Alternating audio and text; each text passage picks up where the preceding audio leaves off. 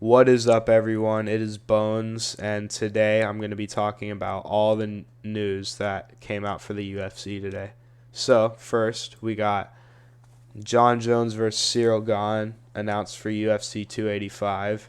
It got leaked on the T-Mobile Arena, and some people thought it was fake at first, but then I honestly thought to myself, here's my reasoning. Obviously, you have that Cyril Gane was in Las Vegas because his teammate Nassourdine Imavov was fighting, and Dana White lives there, so they could have been meeting. Um, we have the fact that the sign came out, and we had all the other stuff. Like, there's just a lot of evidence leading up to that fight because even Jon Jones said on Instagram or in one of his interviews that he was fighting Cyril Gane, and now he's going to be fighting Cyril Gane. And, this is the first fight announced for 285, so let's hope they stack that card up because you have the return of the greatest fighter in UFC history. I don't care what anyone says, even with the PEDs. He's still wrecked everyone in his path. You know, I mean, Dominic Reyes was close, but he's still just gone through the division.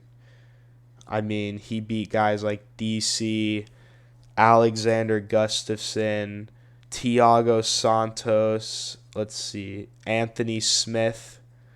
I mean, solid guys in this division. Who else did he beat? He beat Dominic Reyes. I mean, Dominic Reyes hasn't really looked great since. But he had a lot of good title defenses. And think about it, he has wins over Shogun Hua. He has wins over so many good fighters in that division. And some all-time greats even. And now he's going to be fighting the best fighter in the heavyweight division, considering that Francis Ngannou is not in the UFC anymore. He's not the champion. These guys are fighting for the title now. And Gane is the best fighter in that division, and if it's on the feet, Jon Jones is going to have a real problem. Now, speaking of that, that also says where that also I mean, think about it. We're thinking about where the fight takes place, and if it's on the feet, I favor Cyril Gane because he has a lot of power and he's very fast and technical. And Jon Jones doesn't have like a huge size advantage over him like he did on his other opponents where he was way taller than them. It's an even matchup on the feet. But if Jon Jones wrestles, because we know he has tremendous wrestling skills, say he wrestles and Ngannou out wrestled Gane, and Ngannou's not really known as a wrestler, then I can see Jon Jones, making Cyril Gane tired, and Cyril Gane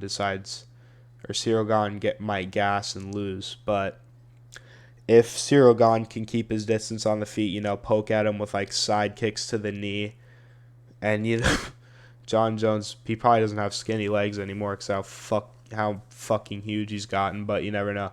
If Jon Jones still has those skinny ankles, Gane's gonna pick him apart. That he's just gonna I don't know.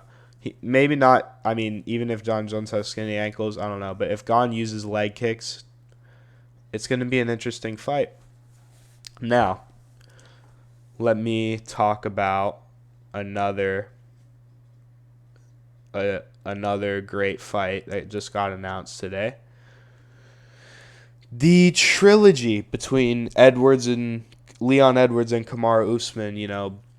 Leon Edwards was obviously losing that last fight up until the fifth round. Well, he had a good, first guy to take down Kamaru Usman, but now, he's fighting Usman again, and he was losing that fight 3-1 until he came back in the fifth round and knocked out Usman with a minute to go in the fight. Less than a minute, actually. Set up the head kick perfectly and got him out of there. And that's probably the biggest upset I've ever seen. And then we got Kamaru Usman. He's definitely one of the best fighters of all time in that welterweight division, considering the guys he's beaten. Leon Edwards, um, Jorge Masvidal is another good name he's beaten. He beat up Colby Covington, Gilbert Burns, and he beat Woodley. And he just has a lot of good wins in that division. And he's going to be fighting Leon Edwards again for the title. Considering he was winning that last fight dominantly also, it's an interesting fight for Leon because we don't know. I think Leon might come in with a better game plan, maybe be less passive the whole fight because Leon, he was really just losing that fight because he was backing up the whole time. So let's see if Usman can still have that same type of pressure in this trilogy fight. Now we have Rafael Fiziev versus Justin Gaethje, which is a really important fight for the lightweight division because Gaethje's ranked number 3, and the guys in the top 5 just keep fighting each other. It's like between Dustin Poirier, Michael Chandler, those guys, Charles Oliveira, just fighting each other and over again. So now we have a chance to see new blood in the top 5, and I think we will because I think Fiziev knocks out Justin Gaethje. I think Rafael Fiziev is going to beat up Justin Gaethje. I think he's going to kick him from... kick him from a distance, probably, because Gaethje's only attack from distance is leg kicks. I see him landing big shots on Gaethje. And, yeah, I honestly think that Fiziev's going to win this fight. Because if you look at Gaethje's last 3 fights, he hasn't really looked as good. So we look at him against Oliveira. He dropped Oliveira, sure, in the first round. He is a warrior, Gaethje. He hurts a lot of people that he fights. Even if he doesn't win the fight, he still has that knockout power. But let's see. When he fought Oliveira, he got dropped, and he really kind of looked like uncomfortable in the pocket in that fight. And he got dropped and submitted, and we know Gaethje has zero jiu-jitsu, at all. I'm not trying to diss him. I like Gaethje, but he doesn't have any jiu-jitsu. But he does have good wrestling. I'll give him the benefit of the doubt because his wrestling takedown defense is some of the best in the game. But he's not going to have to worry about that with when he's fighting a guy like Fiziev because Fiziev's a striker, and Fiziev's not going to be looking to take down Justin Gaethje. He's going to be looking to knock him out. I mean, think about it. Fiziev's been on a tear. He's really been on a tear. I mean, he knocked out Renato Moicano, who's a great fighter. He didn't knock out, but he beat Bobby Green, who is another good fighter, solid fighter. Then he beat Brad Riddell with a spinning back kick to the face. And Riddell hasn't looked good since that fight. That's another fight that Fiziev did really well in. And then on top of that, he just beat a former champion in Rafael dos Anjos. I mean, and he looked good against dos Anjos too. Sorry, I'm coughing. I'm sick right now, but I'm gonna try to drink some water so I don't keep coughing. So yeah, it's a solid fight that they made for the lightweight division because Fiziev has really good takedown defense, so I think he's an interesting matchup for the champion Islam Makhachev. He's an interesting matchup for guys like Dustin Poirier and Charles Oliveira. I think he beats Oliveira. I don't know about Poirier because of Poirier's, defense and um, that sort of stuff. But he has some winnable matchups in the top five for sure. Other than maybe um, Beneil Dariush, and if with guys like Arman Sarukian coming up, he's gonna have a tough time against them. And then if Gaethje wins, I don't really see much happening because Gaethje's not really in contention for the title right now. I mean, he just lost in a title fight, so and they're trying to get different guys fights. And I mean, if Islam maybe beats, or if Volk beats Islam, maybe Gaethje fights him. I don't know, but it's like Gaethje's really not. I don't think Gaethje's ever going to be a UFC champ. I mean, I think that if Fiziev gets in the top five, I think he has the chance to be champ. But I think Gaethje's been in this top five for a while now, and he hasn't gotten to the championship, so I don't think he does. Same thing with Dustin Poirier. I mean, Dustin Poirier is my favorite fighter, but I don't think that he's ever gonna be a champion. And then we have the fight that happened tonight, the Sean Strickland versus Nasruddin Imavov. That was a interesting fight. Hold on, let me just look. Okay, it's in events. Okay, so to take a look at the main card tonight, it was actually a solid card. Passed. There we go. Strickland versus Imavov. That was a great fight. I will tell you that Strickland versus Imavov was a pretty competitive fight. Although I think Strickland won all 5 rounds. I don't know why the judges were on some bullshit talking about, Strickland won. They said like Strickland won 48-47. I honestly thought that Strickland won all 5 rounds. Sorry, this is taking a while to load. I got slow Wi-Fi. Hold on. Let me just try to read. Fuck. Let me just. That's weird. Sorry guys. I just gotta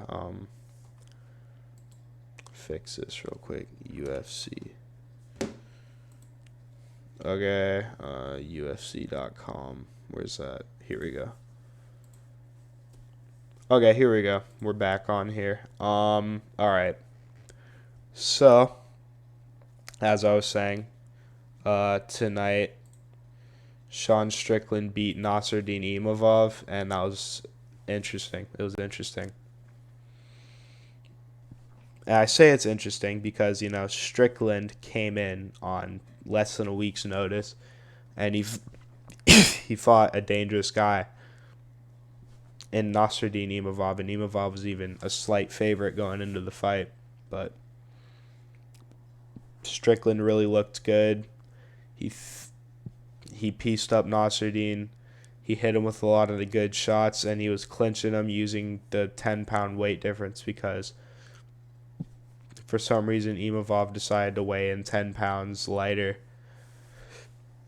Well, I guess he didn't decide that, but he ended up weighing in 10 pounds lighter than Strickland, and Strickland was really using that to his advantage in the clinch and, putting his weight on Nasruddin. And I think that I predicted Strickland to win the fight, and he won as I expected him to. And this creates a couple interesting matchups for Sean Strickland. And, okay, so let's look at the rankings. I want to talk about, what I think's next for him. I think that, where is it? Middleweight. Sean Strickland's number 7. He's coming off a win over number 12. So, let's have him fight, a guy like maybe Kelvin Gastelum. I don't think Paulo Costa, because I think maybe Paulo Costa actually considering the Whitaker fight fell apart, and he's probably gonna have to fight lower in the rankings now. So shit, let's do Paulo Costa. Yeah, so yeah, he could fight Paulo Costa, because I was gonna say Dricus du Plessis, but he already has a fight booked against Derek Brunson, or a fight that's in the works. But if he doesn't, maybe if that fight doesn't happen, maybe Sean Strickland could fight Dricus du Plessis. Maybe like Andre Muniz. But I don't see him fighting higher in the rankings yet. I think he needs to get a couple more wins. So yeah, I mean, that's what I think's next for Strickland. I think next for Nasruddin, he should fight. I think the Kelvin Gastelum fight should happen now, because this fight's not going to hurt his ranking very much. I mean, he's come off a loss to a guy who's ranked 5 places above him. So yeah, I don't think this hurts Nasruddin too much, and I think he probably comes back against Kelvin Gastelum, or maybe even Darren Till. You never know. And then, but I also think Darren Till should move down to welterweight, like MMA Guru was saying that, and I happen to agree with him, because Till's kind of smaller at welterweight. And then, okay, let's talk about one more thing I forgot to talk about, was with Leon. Potential fights for them, depending on the winner of the fight. Now, if Leon wins, I think he should fight Khamzat, because if this fight Khamzat and Colby happens, I think Leon should fight the winner of that fight, and I think Khamzat destroys Colby fairly quickly.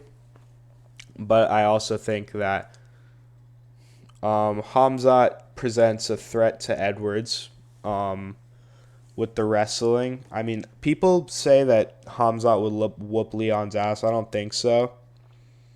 But I could be wrong, because, if Leon gets taken down, he's in a lot of trouble against Khamzat. Because, Khamzat's a big, big welterweight, and he's insane on the ground. I mean, his sambo and his wrestling is insane. But let's say Usman wins. Who's he going to fight next? I mean, he would have to fight Khamzat or Bilal Muhammad. He would have to fight one of those two guys, because he's not going to fight Gilbert again. He's not going to fight Colby again. There's no reason for that fight. Usman has it 2-0. So Usman's going to have to fight one of the fresher names. And, let's say Shavkat Rakhmonov comes up in the rankings. If Usman's champion, I don't see Usman beating Shavkat at all. I don't see a lot of guys. I don't even see Leon beating Shavkat once he gets to the top. But I think Chimaev gets the belt this year. I think Shavkat gets to the belt by next year. But Khamzat's a dangerous fight for Shavkat, and vice versa for Shavkat or Khamzat. Those guys are both present a good threat to each other. So, with that being said, that was my video, and I'll be making another video soon on Teixeira versus Hill, and I'll be talking about my predictions. So, with that being said, everyone have a good day, and I'll see you in the next video. Thanks for watching.